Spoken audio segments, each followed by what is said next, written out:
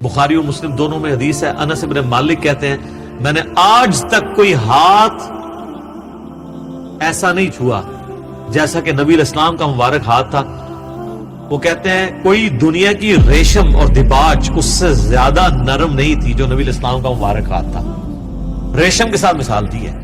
یہ نہیں ہے کہ نبی علیہ السلام جو ہے وہ آپ نے بڑی امیروں والی زندگی گزاری تھی، آپ نے تو مزدوری کی ہے، اس کے باوجود اللہ نے ایک پروٹوکول دیا کہ ہاتھ ان کا بہت نرم تھا. اسی بخاری مسلم کی حدیث میں آتا ہے کہ میں نے آج تک کوئی مشک اور عنبر کی خوشبو ایسی نہیں سونگی جو نبی علیہ السلام کے پسینہ مبارک سے اور آپ کے مبارک ہاتھوں سے آتی تھی.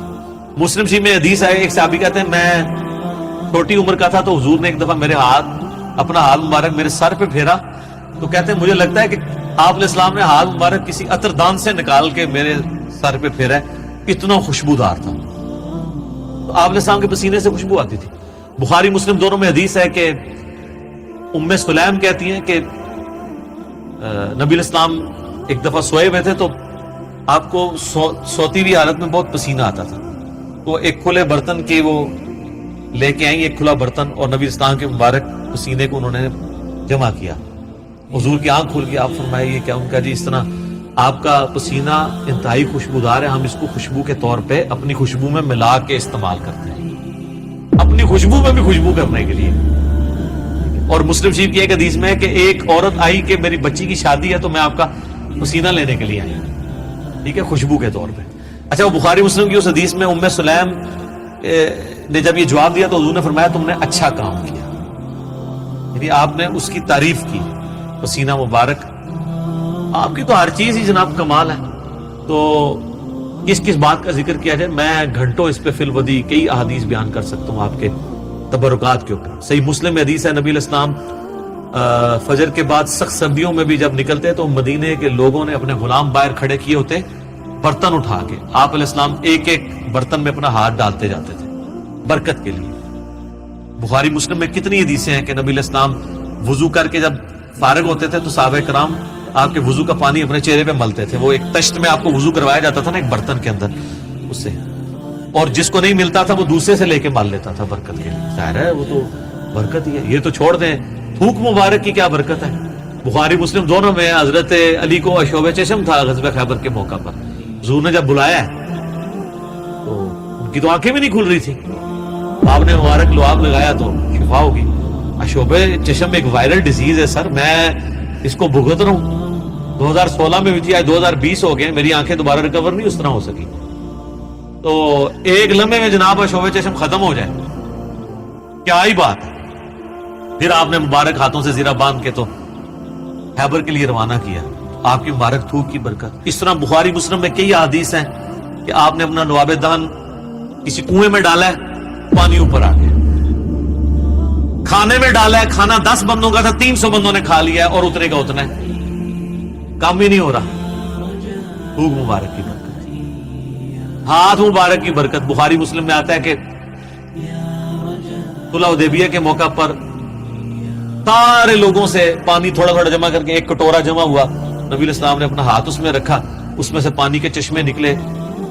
1500 صحابہ نے، جابر بن عبداللہ کہتے ہیں، وضو کیا، پانی پیا، جانوروں کو پلا لیا اور اپنے مشکیزیں بھی بھر. تو تابعی کہتے ہیں کہ وہ پانی کتنا تھا، انہوں نے کہا وہ دیکھنے کو تو ایک کٹورا تھا لیکن حضور کی انگلیوں سے جو چشمے نکل رہے تھے نا، وہ پانی اتنا زیادہ تھا کہ 1,00,000 بھی ہم ہوتے نا، وہ پانی 1,00,000 کو بھی کفایت کرتا تھا. تو آپ کے مبارک ہاتھوں کی برکت تھی. صحیح بخاری میں آتا ہے ایک صحابی کی پنڈلی ٹوٹ گئی، نبی علیہ السلام فرمایا ٹانگ سیدھی کر، اپنا ہاتھ پھیرا. وہ کہتے ہیں اللہ کی قسم اس طرح ہوگی کبھی ٹوٹی نہیں تھی. حالانکہ سر پنڈلی ٹوٹ جائے نا، اس کا کیورنگ پیریڈ 6 سے 8 ہفتے ہے اور سالوں اس کی احتیاط چلتی ہے، آپ دوبارہ نہیں وہ باندھ سکتے. اور صحابی کہتے ہیں مجھے یاد بھی نہیں ٹوٹی تھی. معجزہ. بخاری مسلم میں آتا ہے کہ ایک شخص نے جمعے کے خطبے کے دوران کہا یا رسول اللہ مویشی علاقوں کے دعا کریں بارش کے لیے. دعا کی، اسی ٹائم بارش شروع ہوئی، اگلے جمعے تک جاری رہی. اگلے جمعے وہی بندہ کھڑا ہو گیا کہ ہمارے گھر جو ہیں وہ اب پانی ان پہ ٹپکنے لگا. آپ بس یہ دعا کریں کہ زمینوں پہ سائڈ پہ ہو، گھروں پہ نہ ہو. تو بخاری مسلم کے الفاظ ہیں، آپ نے یہ انگلی سے بادلوں کو اشارے کیے.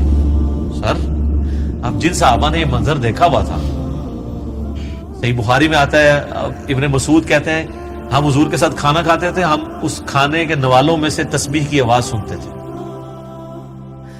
یہ تو برکات آپ کی تھی۔ جابر بن عبداللہ کہتے ہیں، مسلم شریف میں حدیث ہے کہ ایک سفر کے دوران حضور نے مجھے کہا، ان دو درختوں کو کہو کہ اللہ کے نبی کہہ رہے ہیں مل جاؤ، میں نے رفع حاجت کرنی ہے۔ وہ جڑوں سمیت اکھڑ کے اکٹھے ہوئے، کہتے ہیں میں نے حضور کو پانی دیا، آپ سنجا کر کے فارغ ہوئے، آپ نے یوں انگلی سے اشارہ کیا، واپس اپنی جگہ پہ چلے گئے۔ یہ چیز صحابہ کرام کے ایمان کو بڑے اوپر کے لیول پہ لے جاتی تھی، اور یہ تو نبی الاسلام کے ڈائریکٹ تبرکات ہیں۔ آپ کے بال مبارک جو آپ سے ٹوٹ کے الگ ہو چکی ہیں، ان کی برکات بھی آپ سنیں۔ صحیح بخاری میں آتا ہے کہ ام سلمہ نے حضور کے چند بال نکالے ایک ڈبیا میں سے، صحابہ ملاقات کے لیے گئے ام المومنین سے، ان کا یہ حضور کے بال ہیں، اور جب بھی کوئی بیمار ہوتا ہے تو محلے میں سے مجھے پانی کا برتن بھیج دیتا ہے، ہم اس میں گھول کے دیتے ہیں، شفا ہو جاتی ہے حضور کی وفات کے بعد۔ اور بال مبارک تو پھر بھی جسم کا حصہ ہے، کرتا مبارک تو جسم کا حصہ بھی نہیں ہے، یہ تو الگ سے ایک چیز ہے نا۔ صحیح مسلم میں ہے کہ سروانی تیالسی جبہ اسما ابن بنت ابی بکر نے حضرت عائشہ کی بڑی بہن نے نکالا اور کہا یہ رسول اللہ کا کرتا ہے، جس کے اوپر یہاں پہ گوٹ بھی لگی ہوئی تھی، کالے کلر کا تھا، بائی چانس آج میں نے بھی کالا کپڑے پہنے، یہ سنت ہے۔ تو وہ کہتی ہیں کہ حضرت عائشہ کی وفات کے وقت میں نے اپنی بہن سے یہ کرتا لے لیا، اور حضور اسے پہنتے تھے، اور ہم اس کا دھون مریضوں کو شفا کے لیے دیتے۔ یہ ساری آپ کی برکات ہے۔ آپ علیہ السلام ایز اے اسپیشیز انسان ضرور تھے، مرتبے میں اور کوالٹیز میں کوئی انسان ان کے برابر نہیں تھا۔ بخاری مسلم میں آتا ہے کہ آپ علیہ السلام پیٹھ کے پیچھے بھی دیکھ لیتے تھے۔ آپ نے فرمایا، بخاری مسلم کے الفاظ ہے کہ اپنی صفیں سیدھی رکھا کرو اور نماز خشوع و خضوع سے پڑھا کرو، اللہ کی قسم میں اپنے پیٹھ کے پیچھے سے بھی تمہیں دیکھ رہا ہوتا ہوں۔ یعنی حضور علیہ السلام کو پیچھے بھی نظر آتا تھا، آنکھ کے بغیر۔ یہ معجزہ ہے، یہ اللہ نے آپ کی اسپیشل پروٹیکشن کی ہوئی تھی، آپ پہ وہ پیچھے سے بھی حملہ نہیں کر سکتا تھا، آپ ہر طرف 360 ڈگری کا آپ کو ویژن ہر وقت نظر آتا تھا، یہ آپ کا معجزہ تھا۔ بخاری مسلم میں الفاظ ہیں، وہ کسوف کی نماز آپ نے پڑھائی، سورج گرہن کی، آج بھی میرا لگا ہوا تھا، یہ 1-2 دن چلنا ہے، تو کسوف کی نماز پڑھائی، تو آپ نے نماز کے دوران کچھ قدم آگے کیے، پھر یوں ہاتھ بڑھایا، پھر واپس کھینچ لیا۔ صحابہ نے کہا یا رسول اللہ، آج آپ کو ایک عمل ایسا کرتے دیکھیں جو پہلے نہیں کرتے۔ آپ فرمایا کہ میں نے جب نگاہ اٹھائی تو میں نے جنت دیکھ لی، جنت 7 آسمانوں کے اوپر، اور اس میں نے انگوروں کا ایک گوشہ دیکھا، میں نے ارادہ کیا تمہارے لیے توڑ لوں، پھر تم کھاتے ہی رہتے، کیونکہ جنت کو فنا نہیں ہے، وہ اگر گوشہ نیچے آ جاتا نا اسی بھی کھا رہے ہوں گے جی۔ جنت کو موت نہیں ہے، جنت میں آپ جب کھائیں گے، کھا کے فارغ ہوں گے، پھر وہاں ایک گوشہ اور لگ جائے گا۔ جنت کو چھوڑ دیں، بخاری مسلم میں آتا ہے حضرت ابو ہریرہ کو حضور نے وہ ایک تھیلی میں کھجوریں دی تھی، پوری زندگی کھاتے رہتے تھے، وہ ایک دفعہ ان سے پھر الٹ گئی تو اس کے بعد وہ ہوا، جب تک وہ کھاتے رہے، ٹھیک ہے۔ تو آپ علیہ السلام اب آپ دیکھیں کہ نگاہ کہاں پہنچی ہے، جنت میں، ہاتھ بھی پہنچ رہے ہیں۔ یہ جو لوگ بعض اوقات گستاخی کرتے ہوئے کہتے ہیں نبی کے بھی 2 ہاتھ، ہمارے بھی 2 ہاتھ، اس طریقے سے کبھی بھی کسی صحابی نے توحید نہیں بیان کی ہے، یہ نان سینس اپروچ ہے۔ آپ ایک بات طریقے سے بیان کریں جو حدیث میں آئی ہے کہ میں بھی ایک انسان ہوں، اللہ کا قاصد قریب ہے، میرے پاس آئے موت کا فرشتہ اور میں بھی چلا جاؤں، جو غدیر خم کے شروع میں آتی ہے۔